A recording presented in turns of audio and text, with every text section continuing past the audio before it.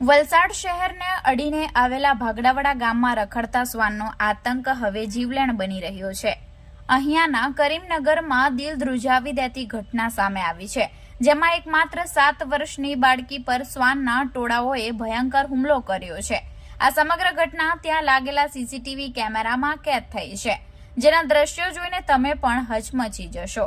ઘટના બાદ રોષે ભરાયેલા સ્થાનિકોએ જિલ્લા કલેક્ટરને રજૂઆત કરી છે।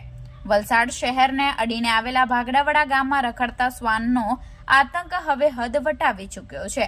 ભાગડાવાડાના કરીમનગરમાં બનેલી એક હૃદયદ્રાવક ઘટનાના સીસીટીવી ફૂટેજ સામે આવ્યા છે, જેમાં રમી રહેલી માત્ર 7 વર્ષની માસૂમ બાળકી શિકાર બની હતી। બાળકી રમી રહી હતી ત્યારે અચાનક શ્વાનોના એક ટોળાએ તેને ઘેરી લીધી હતી અને તેના પર ભયંકર હુમલો કરી દીધો હતો। શ્વાનોના આ આક્રમક હુમલાના કારણે બાળકી ગભરાઈ ગઈ હતી, પરંતુ સદનસીબે ત્યાં હાજર સ્થાનિક મહિલાઓએ હિંમત દાખવીને શ્વાનોને ભગાડ્યા હતા અને બાળકીને તેમના જીવલેણ ચુંગાલમાંથી મુક્ત કરાવી હતી। જોકે ત્યાં સુધીમાં શ્વાનોએ બાળકીને હાથ, પગ અને માથાના ભાગે બચકા ભરીને ગંભીર ઈજાઓ પહોંચાડી દીધી હતી। આ ઘટના બાદ સમગ્ર વિસ્તારમાં ભારે રોષ ફેલાયો છે। સ્થાનિકોનું કહેવું છે કે સોસાયટીમાં શ્વાનોના હુમલાની આ પહેલી ઘટના નથી, અગાઉ પણ આવા બનાવો બની ચૂક્યા છે। વારંવારની સમસ્યાથી કંટાળીને આજે સ્થાનિક રહીશોએ વલસાડ જિલ્લા કલેક્ટર કચેરી ખાતે મોરચો માંડ્યો હતો। તેમણે કલેક્ટરને આવેદનપત્ર પાઠવીને ઉગ્ર રજૂઆત કરી હતી કે તંત્ર તાત્કાલિક શ્વાનોનો નિકાલ કરે, જેથી ભવિષ્યમાં કોઈ અન્ય બાળકનો ભોગ ન લેવાય।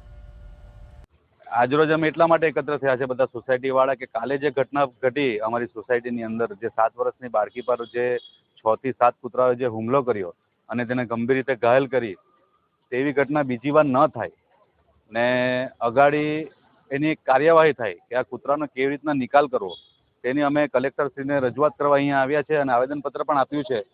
ને હવે અમે અપેક્ષા રાખીએ કે કલેક્ટર સાહેબ આમાં કોઈ યોગ્ય કદમ આગળ લે। કાલે બપોરનો ટાઈમ હતો, છોકરી સાયકલ લઈને સોસાયટીમાં ગોળ રાઉન્ડ મારી હતી અને તે દરમિયાન છોકરી પાણી પીવા માટે જતી હતી ત્યારે 6 થી 7 કૂતરાએ એનો ઘેરાવ કર્યો અને પછી એના પર એકદમથી અટેક કર્યો। છોકરીને ખબર નહીં પડી અને છોકરી ગમે તેમ ભાગવા લાગી। હવે નાનું બાળક કહેવાય, એને ખબર નહીં કે આ શું થઈ રહ્યું છે।